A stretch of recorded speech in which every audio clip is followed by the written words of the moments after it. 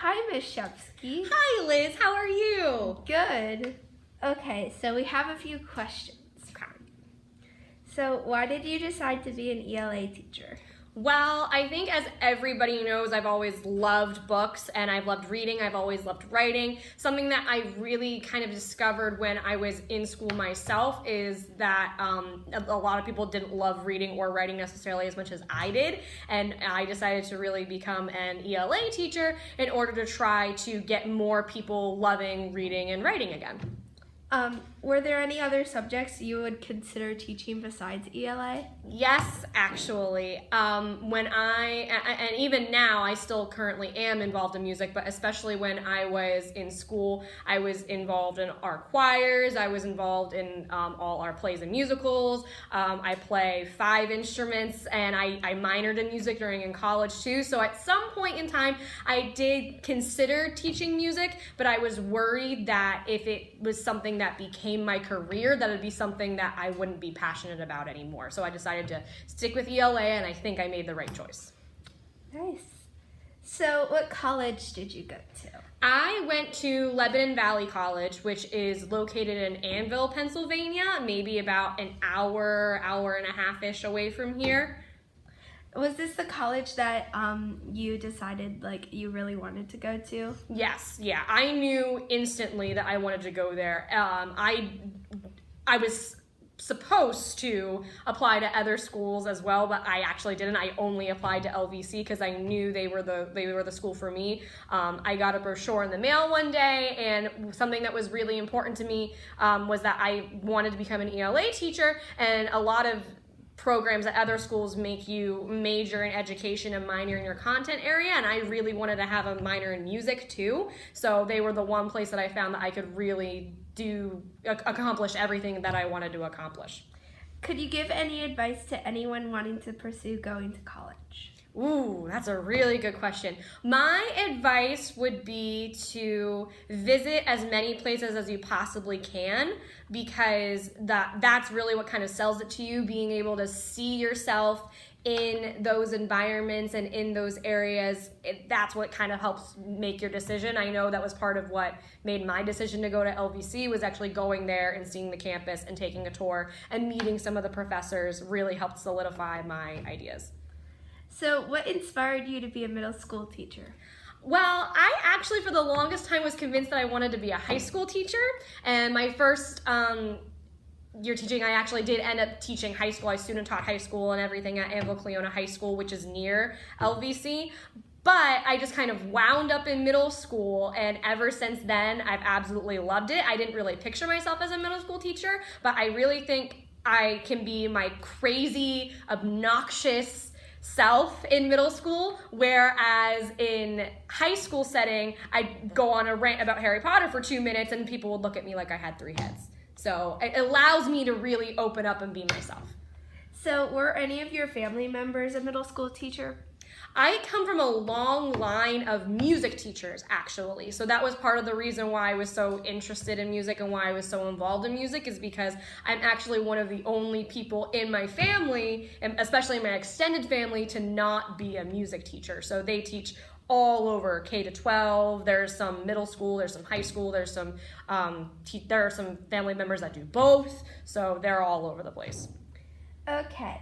So, as a kid, what extracurricular activities were you involved in? Okay, pretty much everything involved with music. I was in our audition group Chamber Singers. I was in women's chorale. I was in concert choir. I was in our octet. I was involved in every play and musical that my school had since I was in 6th grade. I went and participated in community theater as well. I also was the editor of our high school newspaper and yearbook for 3 years too. So very busy.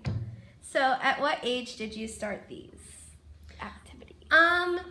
Theater, I had actually been doing on a kind of a community basis since I was a kid. My family's really involved in theater.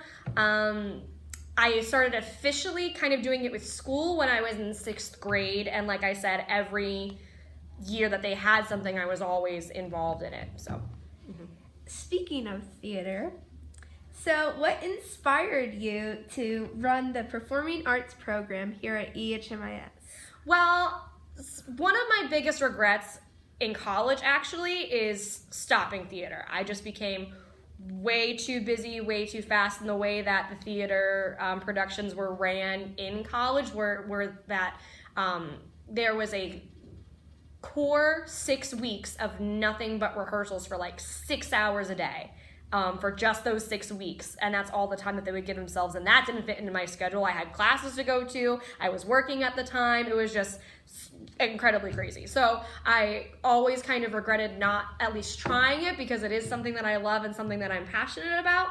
But when Ms. Fieser decided to step down as a performing arts director, the position kind of opened up, and I just went for it. And I think our debut last year with Little Red Robin Hood went over really, really well. So I absolutely loved it. I still love it, and I'm hoping to produce a really good show this year too.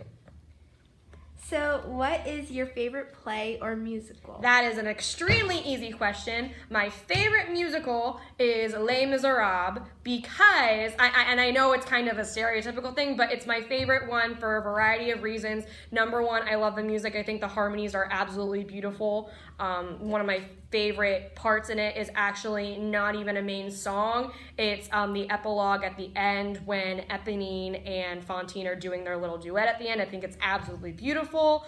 It's also one of my favorite shows that I was actually in, because I played a variety of roles all over the place, but in that particular show, I was in the ensemble, which I loved because I was able to be in every single scene in a different character's kind of light, in a different sort of setting. So that was so much fun. I loved it. So, more to the basic questions.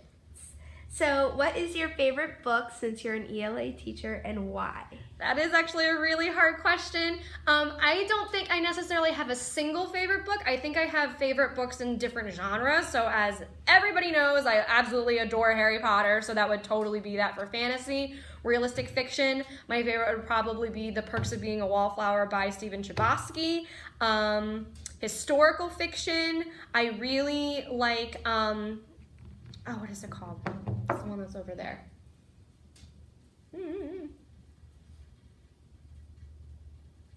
This is really embarrassing. Okay. I'm assuming you're editing this, right? Yeah. Okay. Oh, what is it called? A Night Divided. There we go. I found it. Okay. Yep. Okay. My favorite historical fiction book is A Night Divided by Jennifer Nielsen. My favorite science fiction book would probably have to be Ender's Game by Orson Scott Card. Who would you recommend these books to? Anybody who loves any of those particular genres, or anybody who likes young adult fiction, because a lot of those books are of the YA caliber. I would also recommend them to anybody who likes stories that make you think. These are books that you can't just sit there and just let the story wash over you and just put it back on the shelf. You have to think about what it is that you're reading. So what is your favorite food and why? I absolutely love spicy food.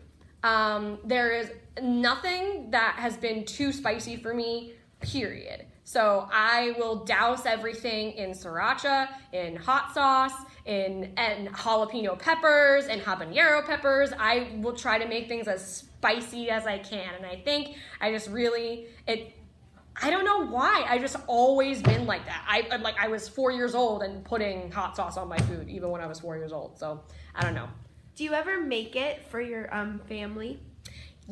I don't really do much of the cooking in my house. My husband is one of those people who will look at all these random things in a pantry or in a refrigerator that should not go together, and he'll throw them in a pan and make it taste amazing. Whereas I can barely follow a recipe. So my husband will make these things for our family, yes, but myself, not so much. We don't want that to happen.